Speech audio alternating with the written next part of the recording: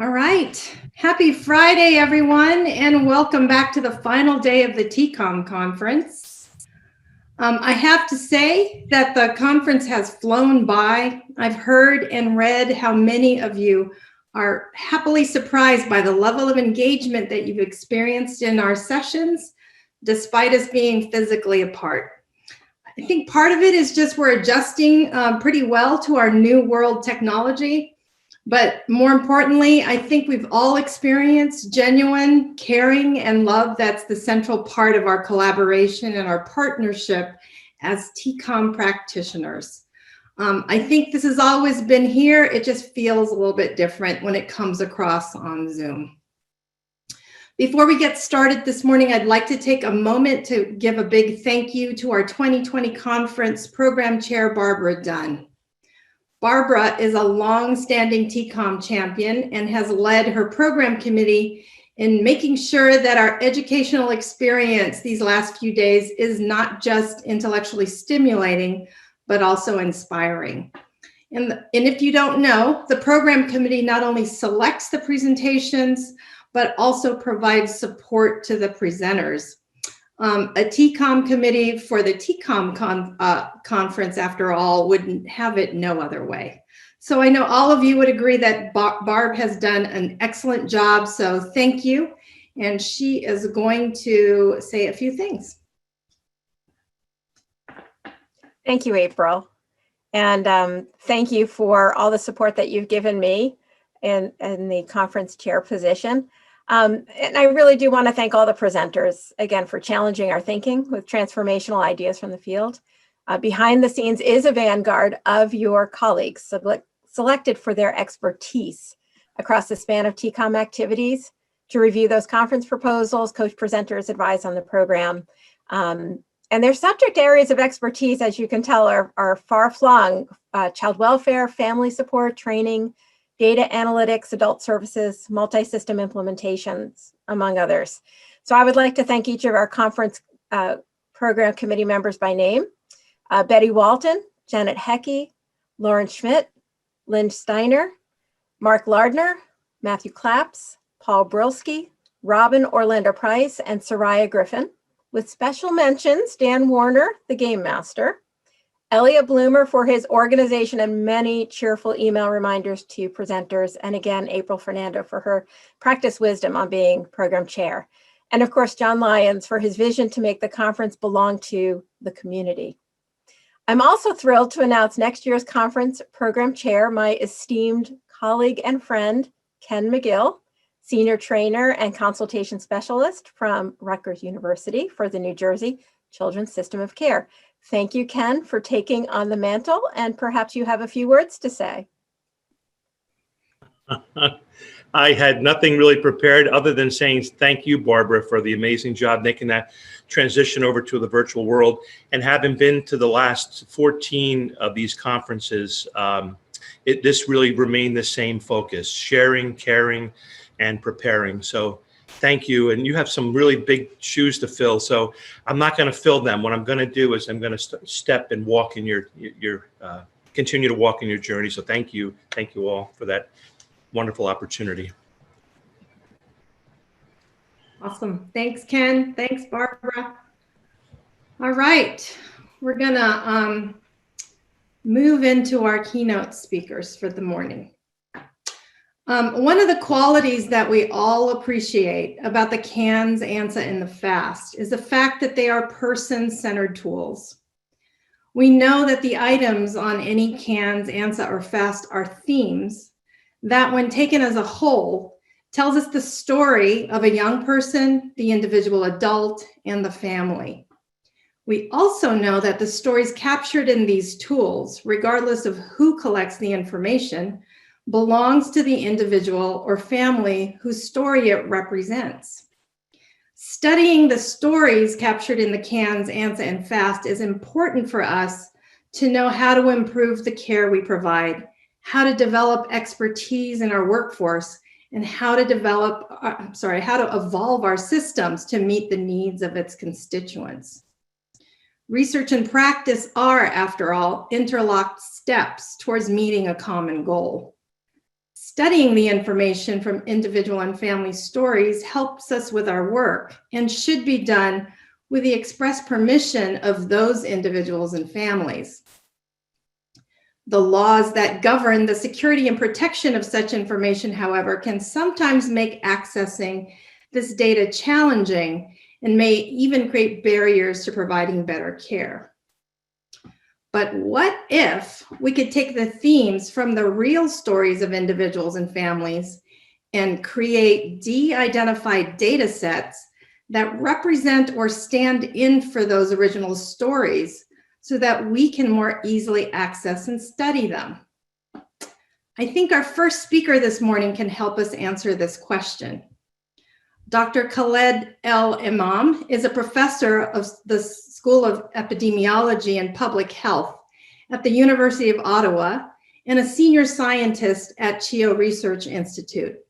He's an internationally renowned researcher on synthetic data. He'll be sharing with us his thoughts on the promise, applications, and challenges of generating synthetic health data. Excellent. Thank you very much for the introduction. And thank you for inviting me to present to you today. So I'm going to make the bold claim that the future of data sharing is synthetic data, and I'll spend the next half an hour to 45 minutes explaining to you what synthetic data is, its benefits, and some examples of its application. So the basic agenda is I'll give you an intro. We're going to talk about one of the main reasons for using synthetic data, which is privacy protection and enabling the sharing of health information. And then I'll talk a little bit about what more you can do with synthetic data beyond addressing the privacy problem. And then I'll give you one example of a recent project, which I think embodies the potential, what you can do with the data, but also illustrates some of the challenges as well. So let me start by giving you a quick introduction to synthetic data and data synthesis. The main driver for using synthetic data is to deal with the privacy problem. So in order to get access to health information, generally speaking, in many jurisdictions, there are really three ways. You either have authority to access the data, for example, for public health purposes, or you obtain consent from individuals to provide you with the data. And the third option is to create non-personal versions of that data. So the data is no longer personal information. And once it's no longer personal information, it can be used and disclosed for secondary purpose and analysis with minimal constraints. So we're talking about that third option where we are creating non-personal versions of the data to allow it to be shared. Beyond dealing with the privacy issue, there are other things you can do with synthetic data. One is to amplify small data sets. And then the other one is to conduct smaller studies, because once you have a core set of data, you can then simulate the remainder of the study. So I'll try to cover all three of those use cases, but mostly focusing on the first one. So data synthesis is the process where you take a real data set, so that's the source data in this picture, and you build a model to capture the properties and patterns in the data. So typically these are machine learning models. You have statistical machine learning models or deep learning models. So you build the model or fit the model from the source data. And these models have become quite sophisticated recently. And then you apply the model by generating new data from the model. And that's the synthetic data. So there's really no one-to-one mapping between the records and the synthetic data and the source data. And this is where you have the privacy benefit, because there's no mapping between synthetic records and source data and synthetic records and real people. You can't link synthetic data to real people, or it's very difficult to do so. There are some caveats. And you've seen synthetic data before. So the pictures on the right-hand side here are all fake people. They're not real people. They're generated by a machine. So we can train a machine or a deep neural network to learn the characteristics of what faces look like, and then once it's trained, it can generate new faces. Now, these pictures come from a study that was done a few years ago, and you can see some imperfections in those images. More recent work that's been done within the community has resulted in much better models and much better synthesis of images. So it's the same thing. You essentially train a model in a data set and then use the model to create essentially fake data or synthetic data that captures the characteristics of the original data. And you can do that with images, with structured data, with video, with audio, with more increasingly people are doing this with text.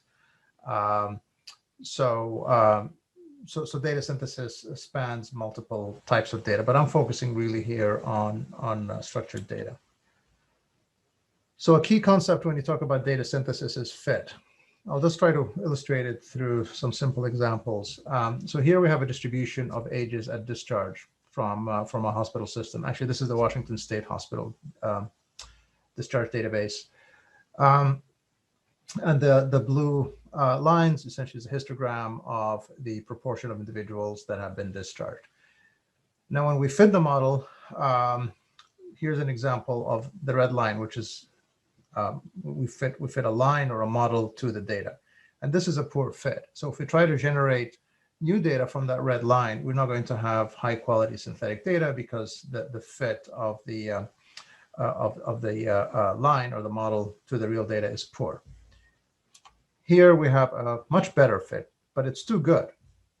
And so this is called overfitting. And when you overfit, you essentially fit the model too closely to the data. And when you generate data from the model, you're essentially going to replicate the original data, which would create a privacy problem.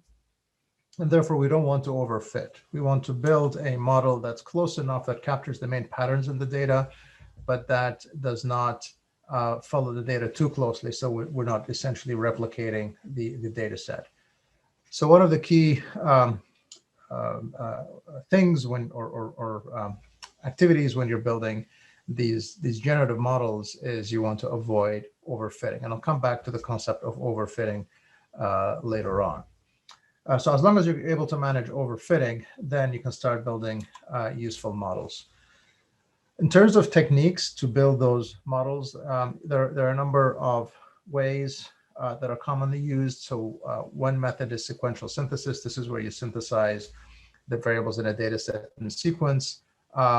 If you're familiar with imputation and sequential imputation, it's more or less the same idea, except that instead of imputation, you are synthesizing. Then the big advantage of sequential synthesis methods is that they can work for small data sets. So a lot of times you need to synthesize, or you'd want to synthesize small data sets. For example, when you have small studies dealing with rare diseases or pediatric populations or clinical trial data sets, you want to be able to synthesize small data. So sequential methods are very good for this. And in terms of the techniques you use to synthesize in sequence, you can use decision trees, random forests, regression models. Many options are available. But typically, statistical machine learning models are used to implement those synthesizers in the sequence. And they don't have to be the same methods. They can be different methods along the way. You can mix them for maximum effectiveness. Another method is called autoencoders or variational autoencoders. So these are deep learning methods, neural networks. And the basic idea is you get a data set and you compress the data set into a smaller representation.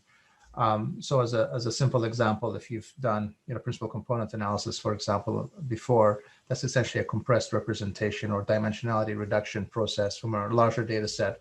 And Encoder does conceptually the same thing. Try to compress the data set into a simpler and narrower representation. And then you train another model, the decoder, which takes that compressed representation and tries to recreate the original data set. So these encoders can work quite well. And then another one, which is quite popular, are called generative adversarial networks. Again, it's a kind of deep learning approach where you have two neural networks. One is a generator and one is a discriminator. So the generator takes random data and then creates synthetic data from that. And the discriminator essentially is a classifier that tries to classify the data as either real or synthetic. So it does a comparison, and it produces a propensity score, essentially, which is a prediction of whether an observation is a real or synthetic data set. And then that propensity score is used to train the networks, the two networks, simultaneously. GANs are very popular. The images I showed you before were generated using GANs. The challenge with GANs and other deep learning models is that they're data hungry and they require large data sets. So if you're working with large data, the deep learning approaches will work well. If you're working with more complex longitudinal data, deep learning methods will work well.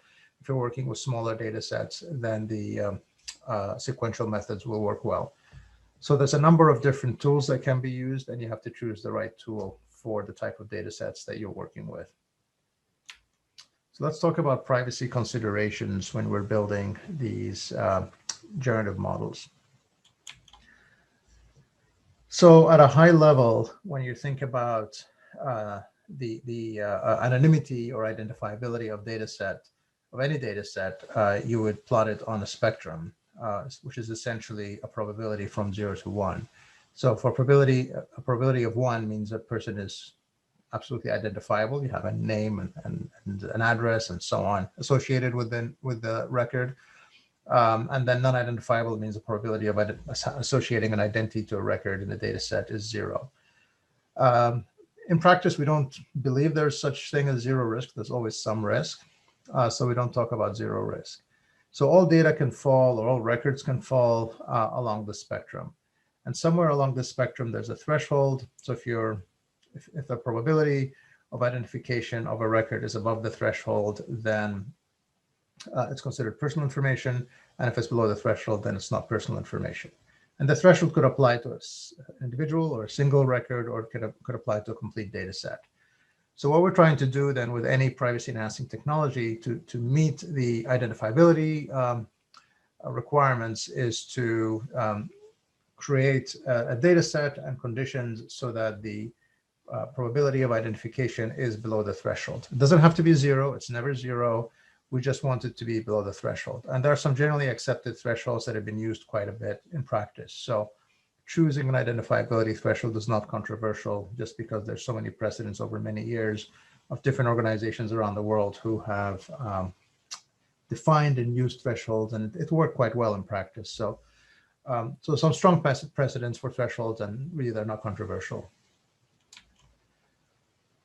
There's also the privacy and utility trade-off. So typically when you move a data set along the spectrum to reduce its identifiability, or move a record along the spectrum to reduce its identifiability, you're perturbing it. You're making some changes to that record. You're either generalizing it, for example, such as changing the date of birth to an age, or a 5-year age interval, or a 10-year age interval, or you can add noise to a date. So you're perturbing the data, and the more you perturb the data to protect privacy, the lower its data utility, because you're distorting it. You're reducing its granularity, and so there's a trade-off here. The more you protect privacy, the less you have utility. The more you have utility, the less privacy protection you have. So really, what you're trying to do is set the threshold and perturb your data set enough, just so that you cross the threshold, and then you can claim that your data is not personal information. And once it's not personal information, it falls outside privacy regulations, and you can use it and disclose it for secondary purposes, for analytics and so on, without having to go and obtain additional consent. It's not a free ride. It's not that you can do anything with the data set. There's some ethical considerations on top of the anonymity or identifiability ones, but does remove some of the obligations around the data set. As I'll show you later on, in practice, the real world methods that have been used in the past are a mixture of administrative controls and data transformations.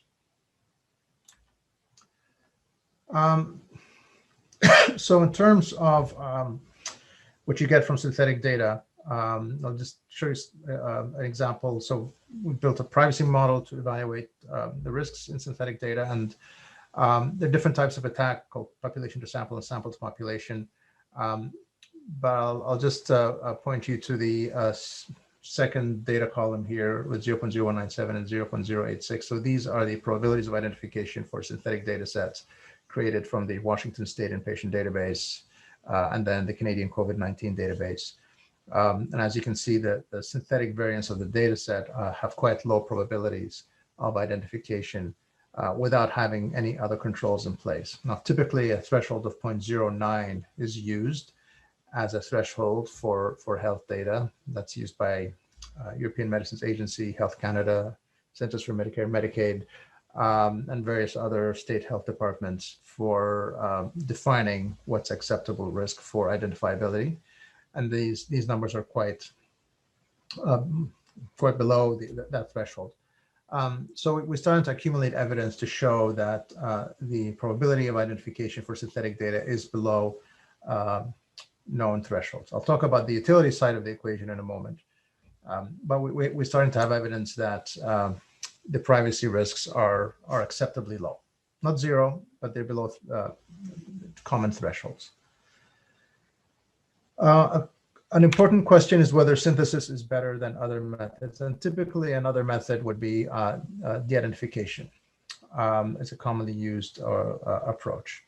And there are many ways to de-identify data. But one common approach is to try to manage identification risk through a combination of data transformations, so perturbing the data itself, and implementing security and privacy controls. So that means that instead of just perturbing the data, you try to manage the risk by requiring additional controls around the processing of that data. And the combination of data transformations and controls allow you to make the argument that the overall risk or the overall probability of identification is low. So an example of a control is a contract. Contracts act as deterrents. They put various obligations on individuals. So if you have an appropriate contract, then contracts can be scored. Then, and you transform the data, so you do both of these things, then the overall probability of identification decreases. The challenge we've started to see over the last few years is that data complexity has increased. And when data is very complex, you can't apply a lot of transformations because the data utility starts to go down very quickly. So what we started to see is organizations applying some data transformations, but putting in place more and more controls as a way to manage the risk, because the risk is a combination of those two. If you put in more controls, then your risk can go down and be below the threshold, and you've met your obligations. The problem with putting in a lot of controls is at some point it becomes very expensive. So you're essentially treating this data as if it's personal health information or protected health information, just because of the level of controls you have to put in place has grown so much over time, because you don't want to transform the data, you're relying on controls. And so the economics have become more and more challenging. So that's the trend we started to see. With synthetic data, you can ensure that your overall probability of identification is below the threshold without having to implement controls. So that's one of the advantage in that the level of controls is minimal with synthetic data versus traditional risk-based approaches for de-identification. But the other big factor is that privacy regulations are becoming stricter, and their enforcement is becoming stricter as well. So when you have a lot of controls in place, you have to trust the organization that is implementing those controls, that they will implement them properly and that they will maintain them over time. So if I'm giving an organization a data set and we've agreed on some perturbation and some controls, and they're going to use the data for 5 years, I expect them to maintain those controls for 5 years. What actually happens in practice, in many cases, is the level of controls deteriorate over time. Folks use the data, they do their analysis, they're done with the analysis, and then the data remains on people's machines. It's maybe reused for another project. So controls tend to deteriorate over time in many cases, not all cases, in many cases. And so there's increasing skepticism that relying on controls is a good idea, because organizations just don't maintain the controls over time. And therefore, when they don't maintain the controls over time, the whole model starts to break down.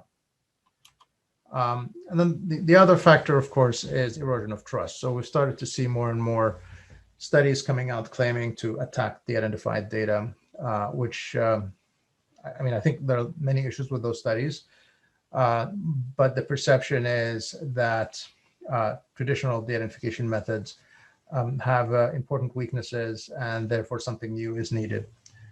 As you can see here, there are a number of different headlines based on various studies that appeared in the literature. And these headlines have resulted in erosion of trust with the public and also with regulators. So again, another benefit of synthetic data or using data synthesis is you don't have that trust deficit around the use of synthetic data.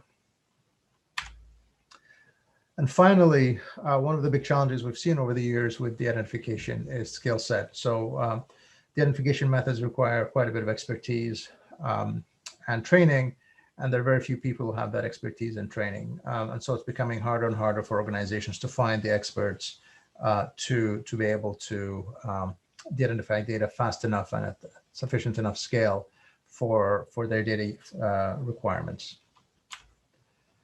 So these are the main, and for data synthesis, the level of skill needed is minimal. It's largely an automated process. You just train your models, your machine learning models, and then off you go. Once you build your generative models, you can just synthesize from those. So beyond privacy protection, I'll just give you some quick examples of cases where data synthesis can also be useful. One is data augmentation, where you can amplify small data sets. So once you've built a generative model, you can synthesize many more records than the original data.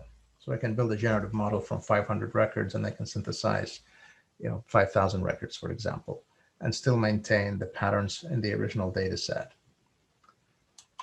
And then, of course, the other one is along the same idea is you can correct biases in the data by amplifying minority classes in your data set or adjusting biases that exist in the data set using data synthesis.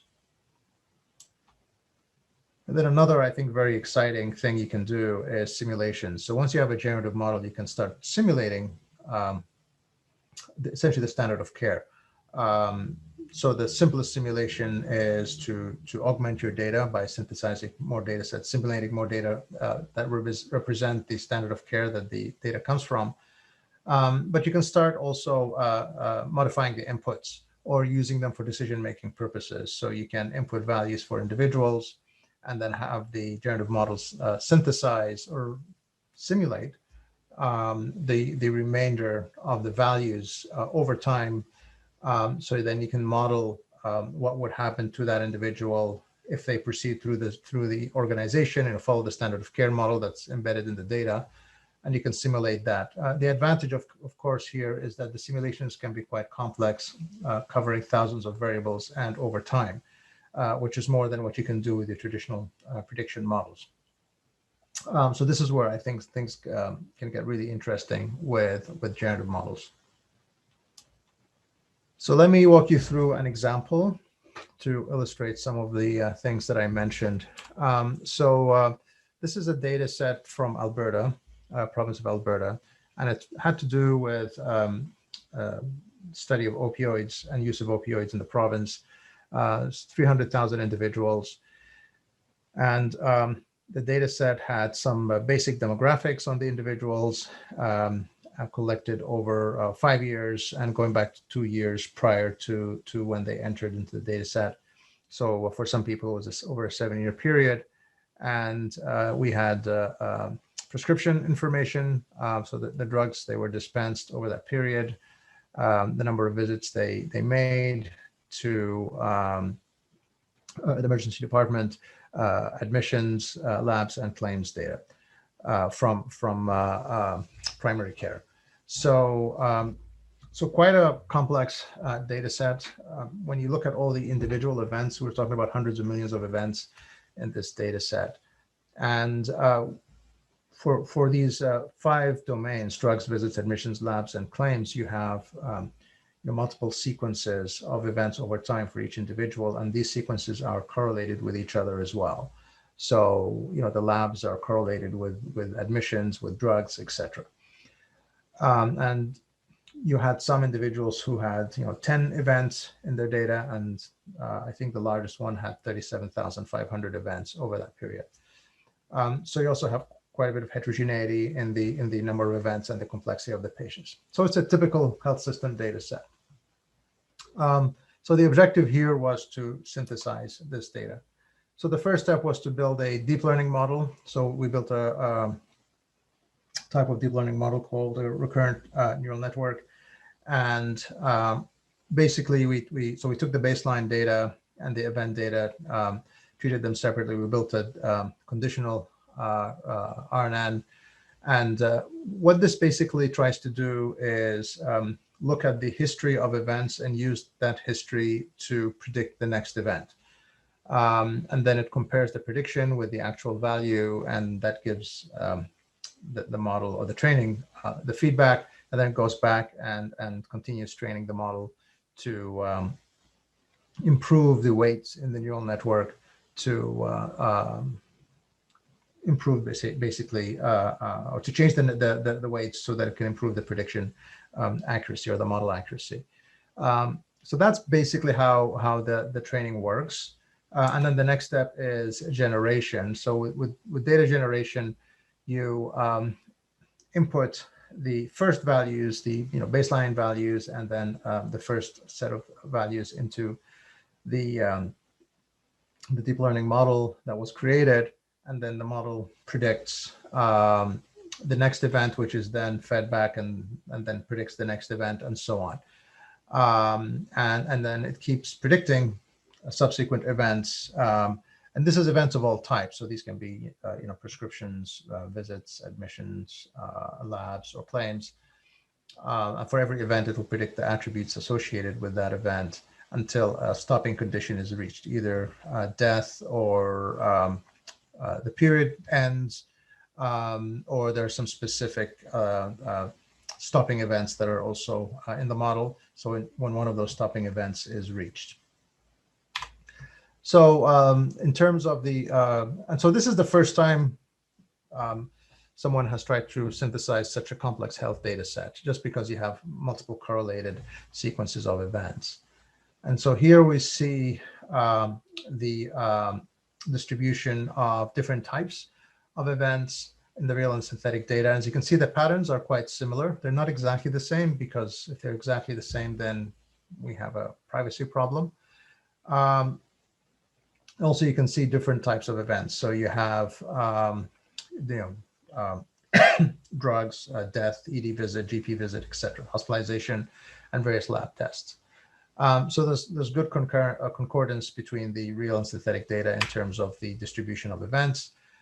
In terms of the number of events per patient, so we truncated it at 1,000 events. That's the 95th percentile in this particular data set. And you can see also the strong concordance between the real and synthetic data for the real and synthetic number of events. This is across all event types. I'll just go back here and highlight one thing about death. So you see the death column here, and so in total there were tens of millions of events, and I think there were 4,000 death events. So death was a very, very rare event among all the events in this data set. This will become relevant later on. This is a transition matrix. So what a transition matrix does is it uses the previous event to try to predict the next event, or to determine what the next event is. And so we created a transition matrix from the real data and the synthetic data, and then we compared them. And as you can see that the transition probabilities, the absolute difference in the transition probabilities between the real and synthetic data are very similar. For most event types, and even in the worst case, the differences are very small. And then finally, we have adjusted Cox models. This is showing you the hazard ratio for the models that were built between real and synthetic data, and you can see the covariates at the bottom. And you have the estimates, parameter estimates, and the confidence intervals. And you can see the confidence interval overlap is quite high, except for mortality. And the reason is that death is very rare. And so one of the challenges with these models is being able to capture extremely rare events. In this case, like I said, we had 4,000 among tens of millions. So it's not 4,000 from 100 or 200 or 300,000 patients. It's modeling events, so it's 4,000 from a much larger number of events. And so the synthesis of rare events is a work in progress. I'm quite sure the problem will be solved, but it's something that will require a few more months of effort to work through. But otherwise, the models have been quite accurate in their ability to predict, or sorry, the similarities in the models between real and synthetic data are quite high. Both types of models are producing the same results with more or less the same width in the confidence interval. So that's an example from the health system, quite a complex data set. We've done other work for other types of data, clinical trial data, COVID-19 data. I've done quite a bit of work with clinical trial data, and surveys as well. And in all cases, we're able to get results that are quite similar between the real and synthetic data sets. So from the data utility side of the equation, the results are quite encouraging. And as I showed you from the privacy side of the equation, the results are quite encouraging. So given the problems that I mentioned before about existing methods for data identification and for data sharing, data synthesis checks all the boxes. It solves a lot of these problems. And hence,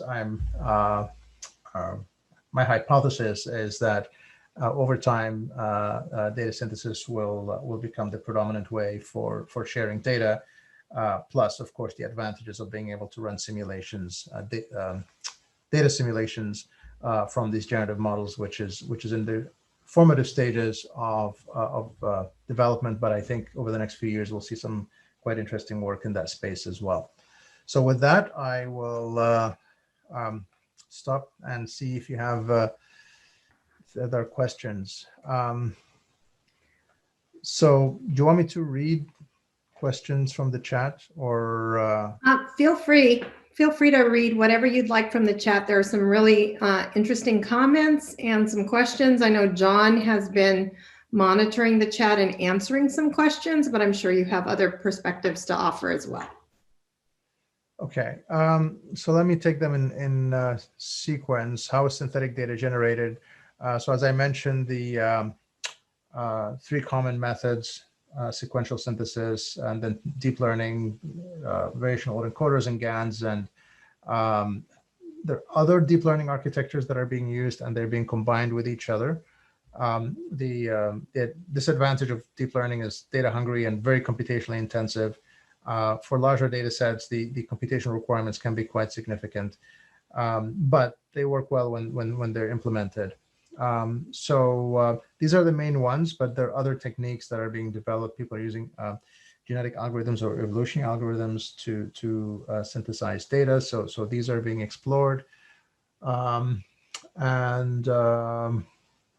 are other interesting approaches based on sparse matrices and sparse tensors that are being explored as well, and Bayesian networks.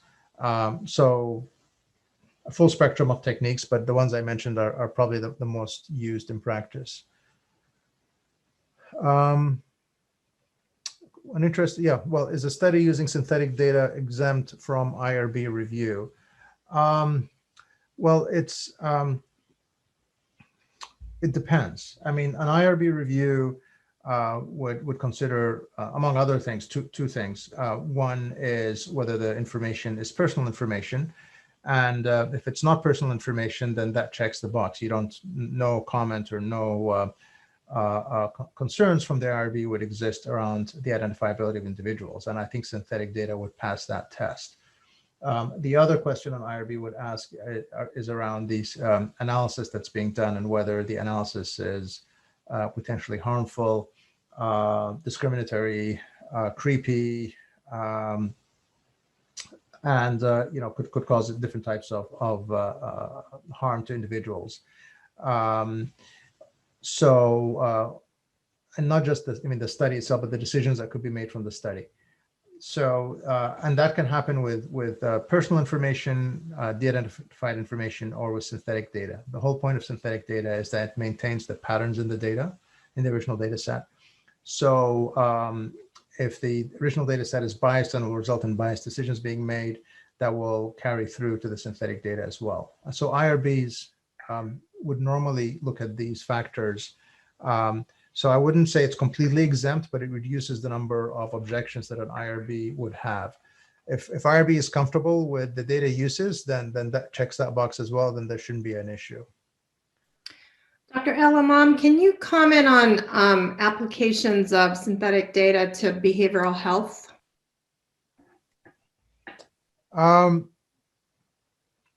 Data synthesis has been applied to in the social sciences, health sciences, in financial services, financial data, for kind of call it urban data, mobility data.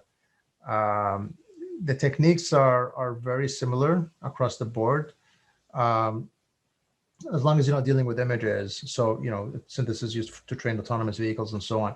But in all the sciences that I mentioned, it's the same techniques are being used. There is a growing literature in this space. A lot of the early studies right now are focusing on evaluating the utility, demonstrating the utility of synthetic data. That's one of the first questions I get asked is, can I get the same results from my synthetic data as I would from the real data? Is it a proxy? So a lot of work is being done to demonstrate that, to come up with metrics to evaluate that. And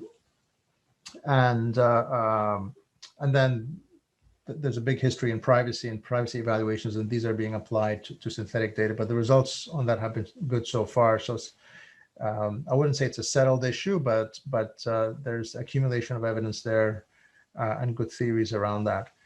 So the focus is developing methods that improve data utility. That's where I would say more effort is being spent across disciplines. Okay. Yeah, it's picking up basically in different disciplines. We have a question that says, do you have concerns about sharing data which meets safe harbor standards? You mean HIPAA safe harbor? I believe so. Tim, if you want to comment more. Tim Haugen. I know you can't talk, but if you could. Well, yes, he says. HIPAA safe harbor. HIPAA safe harbor. So the concept of, say, the concepts embodied in safe harbor would do not really apply to synthetic data because they assume traditional de-identification methods. For example, one of the requirements in safe harbor is that dates have to be generalized to a year or higher or more. But with data synthesis, it's a synthetic, you convert the year to a number of days from a particular anchor event, or even if you keep it as number of years, the record itself is not mapped to a real person. So that whole concept of the identification or identifiability for synthetic data doesn't really apply. However, I think a better way to consider this is the expert determination method under HIPAA. And that is where an expert can demonstrate or claim or evaluate a data set to show that the risk of re-identification is very small. And I think this is where synthetic data would fall quite easily, because once you create synthetic data sets, it'll be very easy for an expert to say the risk of identification of that data set is very small. So I don't think, to answer the short answer, safe harbor is not really applicable to synthetic data. the way it's formulated, but expert determination is, which is the second standard in HIPAA. All right. Well, I think we're at the end of our time. I'm sure that I know that I learned a lot, and I'm sure everyone else did. Thank you so much, Dr. Emam, for sharing your work and for inspiring us to think about the future. Excellent. Thank you very much. Take care. All right. If everyone could just take a deep breath, maybe stand up and stretch if you're sitting down, so that you can have blood flow to places that maybe were just kind of sitting still for a minute, as we go to our next presentation. I'm told that back in the day, our very early conferences, they were actually called the CANS conference, were focused almost exclusively on issues related to implementation and training on the CANs. And you can see how our conference has evolved a bit from those days. New implementations on TCOM and the various TCOM tools, however, are still happening. And for those of you further along in your implementations, while there may be a technical end to your initial implementation phase, true living TCOM, right? When you're truly living TCOM, it can feel like the implementation has never ended. There's much to learn from unpacking our implementations and drilling down into our data, particularly if we take the stance of embracing our past, understanding our present, so that we can better move into our future. Our next speaker, Liz Kromrei, will do just that by telling us the story of the child welfare implementation of the CANs in Texas. Liz Kromrei is the CPS Director of Services for the Texas Department of Family and Protective Services. She will be speaking on CANs assessments in the Texas Child Welfare System, a road trip. Good morning. Let me do the, hello everyone, I'm glad to see you. I am, there we go. John invited me to talk about the Texas story, and before it was a virtual conference, and that sounded like a good idea. I've spoken at other conferences, and that's been anxiety producing, but just fine. Then it became a virtual conference, and I have to tell you, this is on the edge of my technical skills. So thank you for your patience with that piece. As I thought about the best way to tell the Texas story, I thought it would be helpful to explain it in terms of a road trip.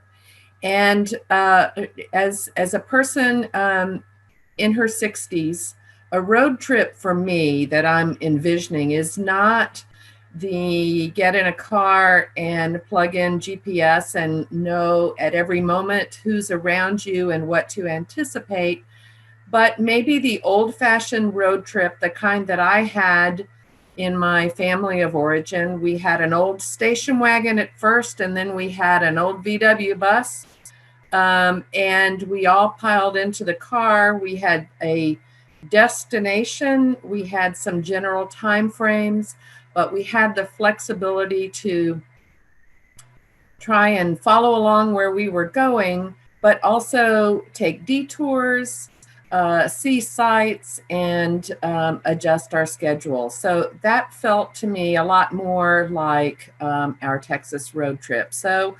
I also think at this point, it's really helpful to think about getting out and traveling, since we are not. Okay. Let me see if I can figure out how to do my slide. There we go. So one of the things that I recall, whether we were in the old station wagon or whether we were in the Volkswagen bus, there were 4 kids. we were like baby birds chirping, are we there yet, for the entire time. So what I'm not going to tell you today is a historical view having achieved the end of our destination. So the short answer would be not yet. And it's not finished. We are continuing to look at the outcomes and adjust accordingly.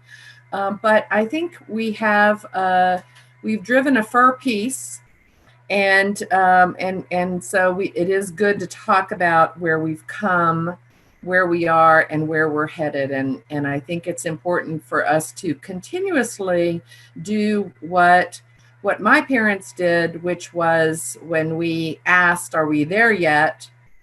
Instead of just saying not yet, we also would often recap, look how far we've come and where we hope to be by the end of the day. And that was helpful for our tolerance. So keeping with that theme, just in terms of who is on our journey, who's packed into this VW bus, it's the state of Texas child welfare system. And I want to tell you just a little bit about it. There is the snapshot of Texas. We are a state-administered child welfare system. We have 254 counties in our states, but they are not equal to each other. Many of them are large in size, while others are very tiny. We have some counties where there are more rabbits or tumbleweeds than children located in the county. And we have Harris County, which houses Houston, and they're closing in on 5 million people. So it's very different. And we, in our state, have carved the state into 11 broadly general regions. Some of them are divided within the region. And we have 16 catchment areas because, and that's the color coding below, because our states also, we've embarked on the journey of what some may call privatization. We call it moving into community-based care. And we envision at the end of that trip 16 different areas with a contracted out case management and the services that we provide in more local areas. Right now we have 5 catchment areas that are active. Just a few other things. On any given day, we have approximately 30,000 children in our legal custody, which we call conservatorship. Last year, we removed about 18.6 thousand children. It's about 1,600 children a month, and about 2.5 children per capita per 1,000. More than 20,000 exited, so that was good. That's a pre-COVID year, so we'll see how that is different. When you look at just a snapshot of that 30,000 children on any given day and where they're placed, about half of them are in foster homes, close to about 45%. About 40%, a little over that, are in kinship placements, not just relatives, but we have fictive kin, people that are important and known to the children.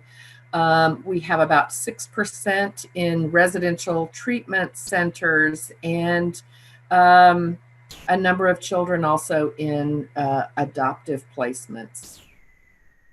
So I just wanted to give you kind of a snapshot with our state. That's the who's crammed into that Volkswagen bus for the journey. So we always talked about, well, where are we headed? And the destination or vision that we focused on at the beginning of this journey was wanting to have a consistent assessment for children entering our custody.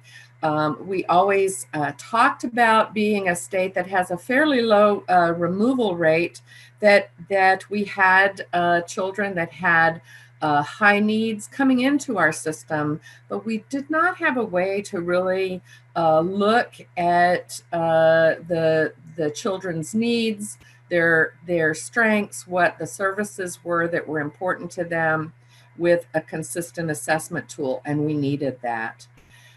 We needed this tool, the assessment process of which CANS is a part, to be used in the service planning process and get away from what traditionally had been the big three. Our staff, it was very common to use a psychological evaluation. It's very common to use parenting classes for parents, to use drug testing, but we struggled with creative, individualized service usage. So we wanted tools that would help us with that.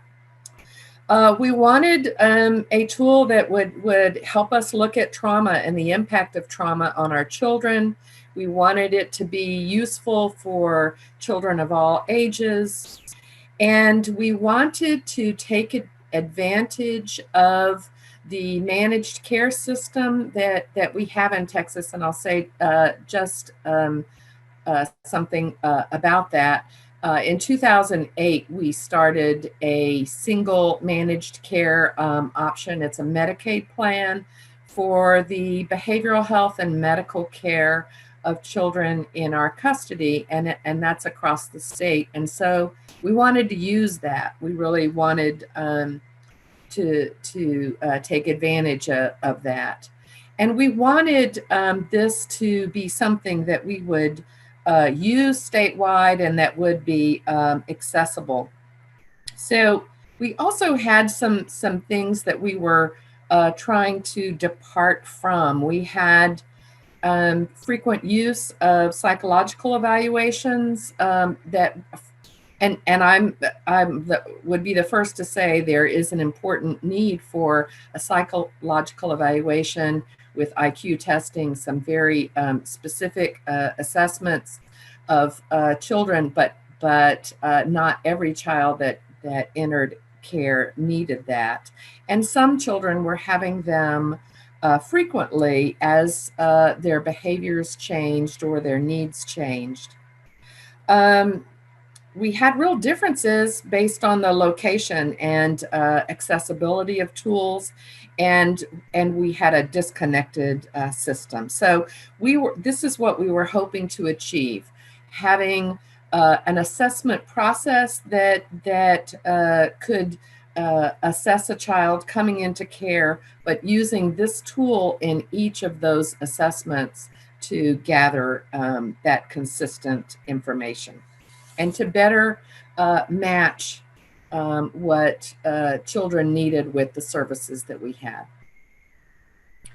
So in 2014 and 15, I just want to explain how we got to using the CANS assessment, or how we decided to pick that road. We have a history of using CANS in Texas.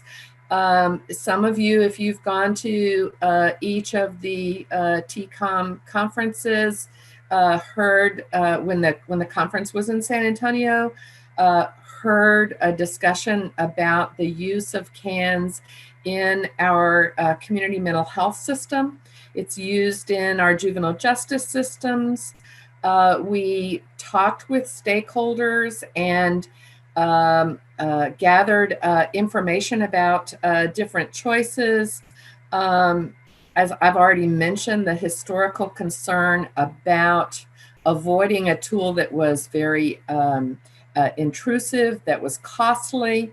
And we gathered this information, and it was discussed with legislators who enacted legislation in the spring of 2015 and gave us the guidance. And it was legislative intent to to use the cans.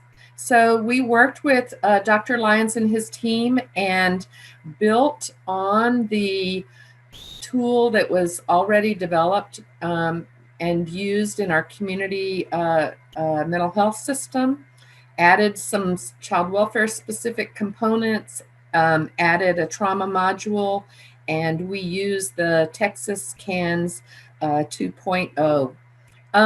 We also decided at that point that the assessment tools would be conducted by members of the managed care organization.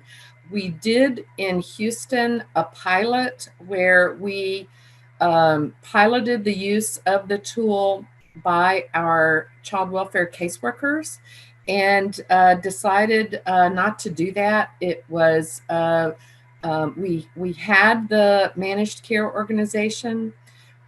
We struggled with turnover and helping our staff understand the use of the tool, and it is not the tool is not embedded in our SACWIS system, but we did have the ability to embed it in the health passport used by our managed care organization. So that was a big push for our managed care organization, which we call in child welfare, we call it our Star Health system.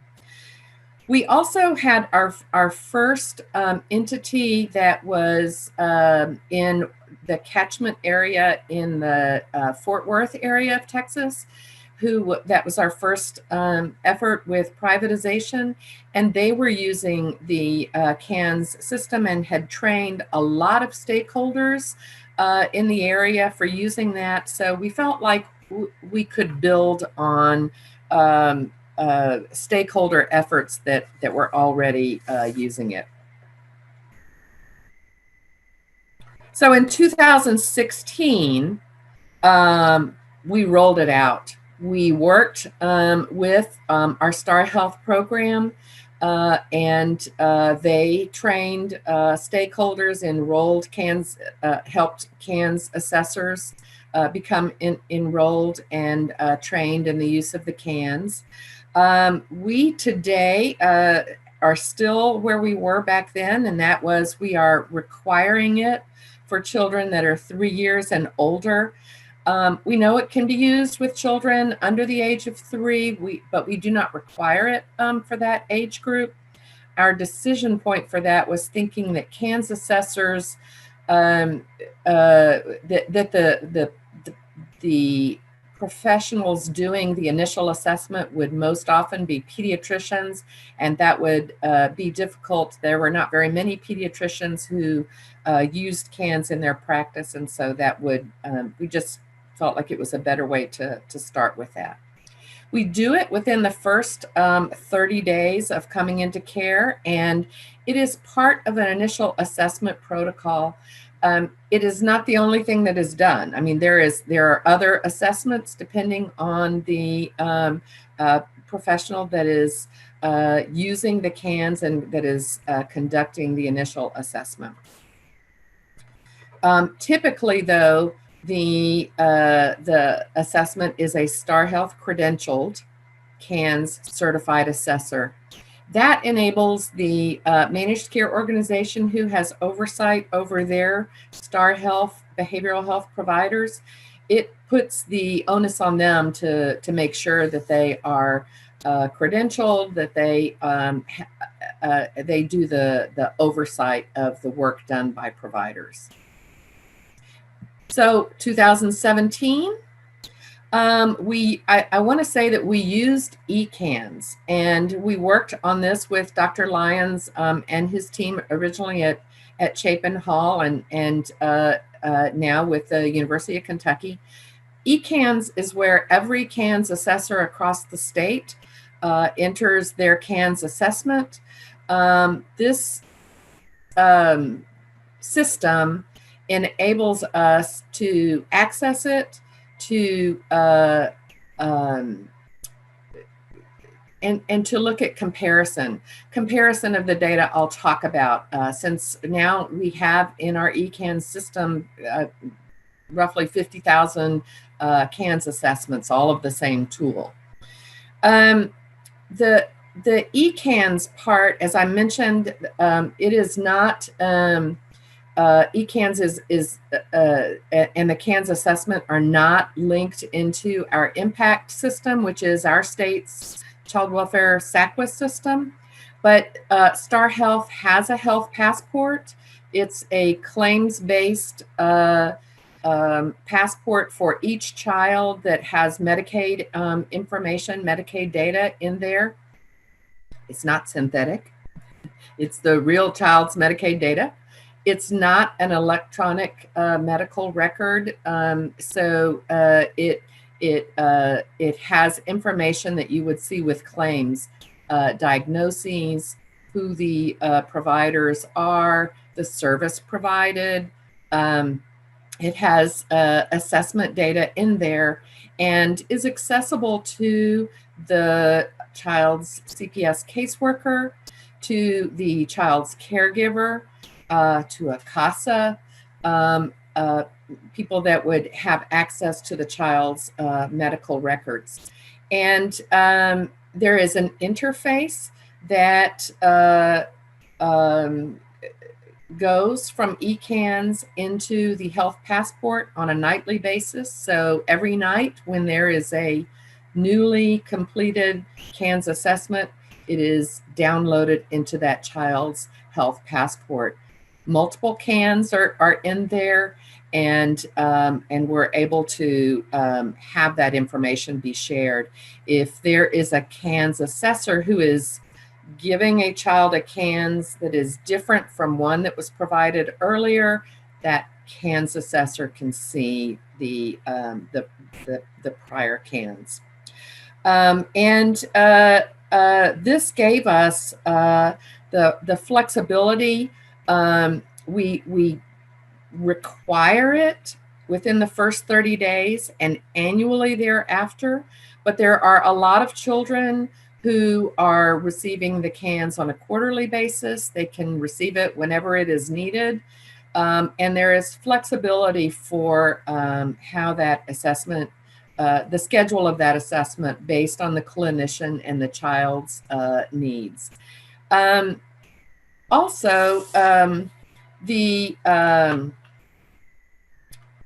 link between ECANS and the health passport has enabled the managed care organization to get that data and use that data and help look at the results of the algorithm's recommendation, and to help predict service needs as well. So that helps them be more responsive to our needs.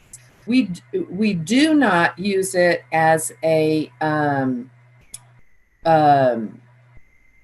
level of care system. For example, our public mental health system uses CANS results to determine levels of service available to the child. The algorithm in CANS produces recommended services that range everywhere from counseling or family therapy to socialization activities to a psychological evaluation to any kind of service that we have available, and that is given to the caseworker to use. It is not something that we use to structure our service provision. That's the part about flexibility. So think about the road trip. Has anybody ever gone this way before? Yes. I mentioned the public children's mental health system, juvenile justice folks, our community-based care. We continue to talk to people who have made this trip, and it's what we get from conferences like this. where we learn others that have made similar journeys, and then we're continuing to work on it. Yesterday, April joined half a dozen states who are using CANs in similar large scale ways with the child welfare systems. Those kinds of conversations are really important. I got a slide from the San Antonio conference where Marisol talked about the children's community mental health system and their implementation. And so I took her slide and just put it here because I think it's a good description. The Children's Mental Health Services system for our state is a statewide system, and they made the journey in 2013 when we rolled out statewide several years later, and they use the Texas CANS comprehensive tool. We did the 2.0 version. We developed it with Dr. Lyons and his team, but also with our partners in the Texas mental health system so that we would be consistent. And at the bottom, you can see the different elements that we added that distinguish the two. So, are we there yet? I would be asking in the back, and my parents would say, not yet, but look how far we've come. That's when I learned to read maps. We talk about things that we saw on the way. Here we are. We've got the community mental health system on a separate and complementary journey. We struggled and continue to work on the use of the tool. I'll talk about the compliance part in a minute, but in 2015 was the legislation that enabled us to have this statewide assessment. 2 years later, because our legislature meets in spring of odd-numbered years, keep us in your thoughts this spring of this upcoming odd-numbered year as we figure out how to do a legislative session in a pandemic. That's a different journey. I won't go down that rabbit trail. But in 2017, one of the things that our legislature did was implement a 3-day checkup for children entering our conservatorship, our custody. And this was based on the American Pediatric Association's concerns about physical health and children in foster care having higher medical needs, having higher medical issues, and they recommended an early medical assessment. You might say, what does that have to do with CANs? Well, for us, it had the potential for significant confusion because, as you'll see on the slide here, the sub-bullets, we have 3 things that our caseworkers needed to arrange for children within the first few days of them entering our custody. And we saw the potential for mass confusion about multiple criteria and multiple assessments.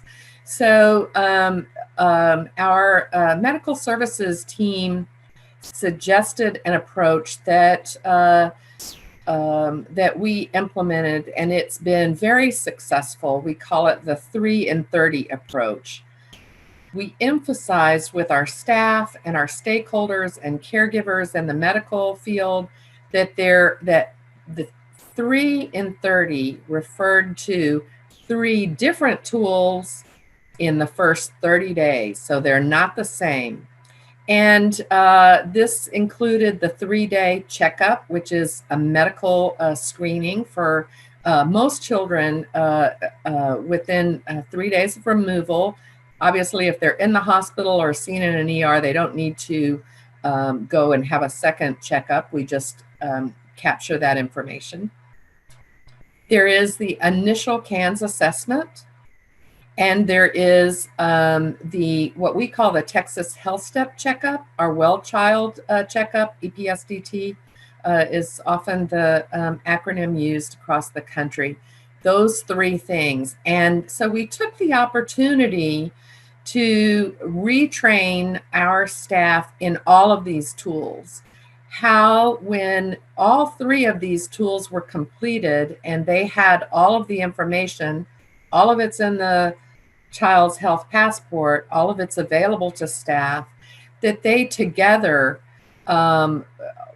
represent a robust assessment of a child that is new to care, and together they can help the caseworker with service planning and placement decisions. So yes, back the noisy kid in the back, but are we stopping? Where are we now? It just want to bring you up to pre-COVID. So we implemented our 3 and 30 approach. It was so wildly successful that actually we have caregivers and caseworkers and service providers who ask for the 3 and 30 and just call it a package deal. We implemented it almost 1 year ago in 2019. And so we really began to look at the focus was on compliance at that point. We did not have all of our children getting the EPSDT exam. That's the oldest requirement. We did not have all of our children that were 3 years and older getting the CANS assessment. And we did not have all of our children getting the 3-day exam. So we really pushed compliance. Last year, and beginning of 2020, we followed Dr. Lyons' team from Chapin Hall to the University of Kentucky and continue to have ECANS and the technical support. We started using telehealth for CANS because even as accessible as the training is, and the generous approach with who can be a CANS assessor, we had entire parts of the state where we did not have a single CANS assessor. And it was not for lack of trying. It was our managed care organization used financial incentives. They made training and outreach, targeted those areas. And we did not have CANS assessments available in parts of our state. So this is pre-COVID. We used a telehealth pilot in a limited geographic area. We were very specific about the need to target older, more verbal children and their siblings. We didn't pilot telehealth with children that were very young. And our planning began for an emphasis that was to be this summer for retraining with advanced training the staff that facilitate family group decision-making conferences. That's our service planning team, and we really wanted them to understand CANS, how to use it, the communication aspect of it, how to really help it be used as we discuss the strengths and needs of the children. And so we wanted to do some specialty training for that population of staff. This is still pre-COVID, but 2020. Emphasis on the use of the tool. We worked with Dr. Lyons' team on helping us understand how to analyze the CANs that we had. And this is, they showed us some options with some of our CANs data in terms of really looking at the initial CANs and what the thousands of assessments were telling us about children when they first came into care. So we learned how to do that, and we've begun doing that with thousands of CANS assessments. I'll just use one example that I think is really useful for us, and that is comparing the trauma. All of our children who have been determined to not be safe enough to remain in their homes and who have to be, through the courts, legally removed and put in our foster care system, have experienced trauma. But the trauma modules for all of those children are very different. And so breaking them into groups so that we can look at the population of children that are very resilient, look at others that may internalize the impact of the trauma, others that externalize it. And we are very excited about the partnership with really sharp staff on our research team that know how to use this data and have it be information that the programmatic part of our staff can use. So we also, before COVID hit, did a couple of other pilots. We had very poor use of the telehealth pilots. Some of it was in our limit for older children. Some of it was in our packaging of the option as only secondary to in-person CANS assessments. And so we just did not have high usage of it. So let me just, before we talk COVID going forward, talk about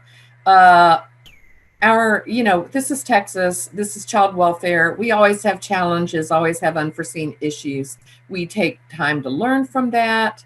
We debrief it and we work on that. And we are used to barriers. So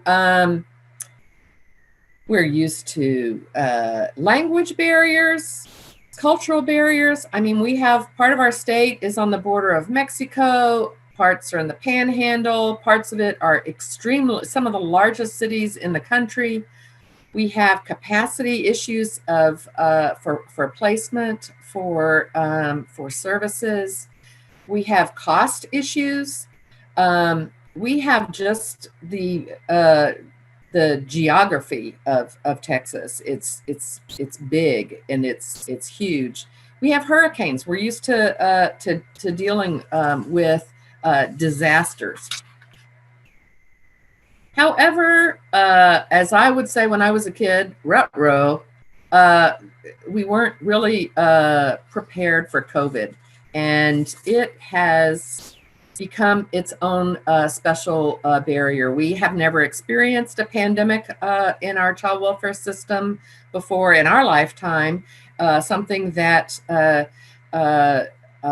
impacted health and safety and changes daily. I'll just use an example for hurricanes. We are very used to one part of the state being impacted by a hurricane and the whole rest of the state being able to assist so that we can relieve those staff from having to continue to protect children, because that doesn't stop. So this was very different. The scope, the size, the length, everything continues to be unknown. This is not a simple detour. It's just a different road. I mean, the road changed, but we're continuing on our work. We saw the widespread impact of COVID-19, and it impacted our casework substantially. We did virtual contacts. It really changed our parent-child visitation. Service planning became virtual and still is. We had virtual court hearings, all of the equipment for safety, and virtual interactions became something that was very common. So I want to talk just something that's interesting to me.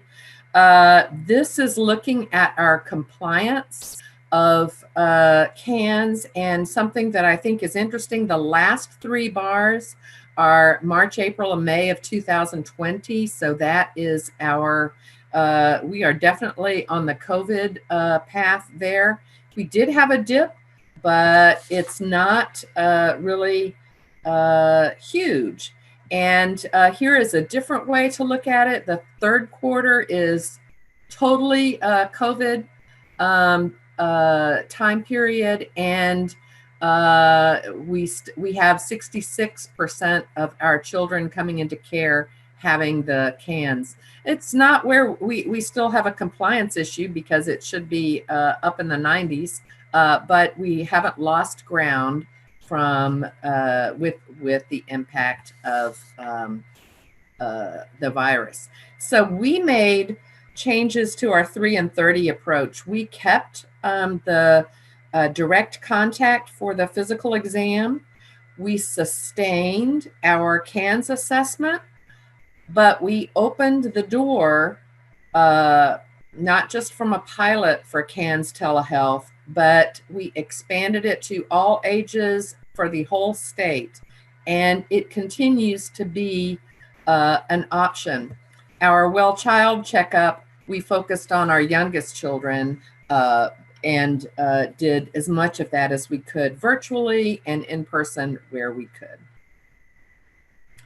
So where is our new normal? If I look out the window from the back of the VW bus, where are we?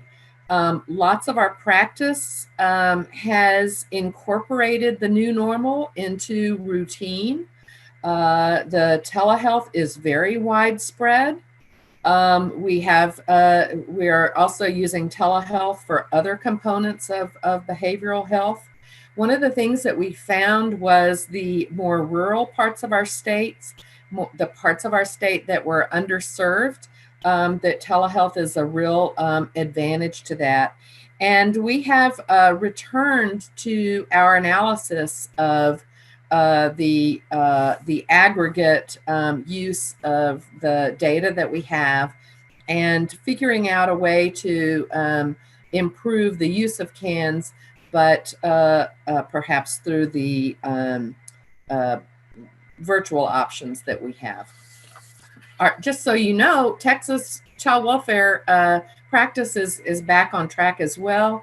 In many areas, we resume face-to-face contact when it is possible. There are parts of our state, such as El Paso and the Panhandle, that are really suffering, and so we use screening to determine when we can have face-to-face contacts and when not. Texas is really challenged right now, and as much of the country is, and we use the screening and physical distancing and PPE. We are blessed with already having had a very mobile workforce and teleworking and technology to use. I, for example, have been teleworking since March. Our staff are continuing to cope with the COVID-19 issues, not just our clients with school and daycare access and community recovery. Placement capacity is a big challenge for it. I'll tell you, I had to lock my dogs out for this little talk, but the detour has its benefits. This is my story. I've been working at home since March.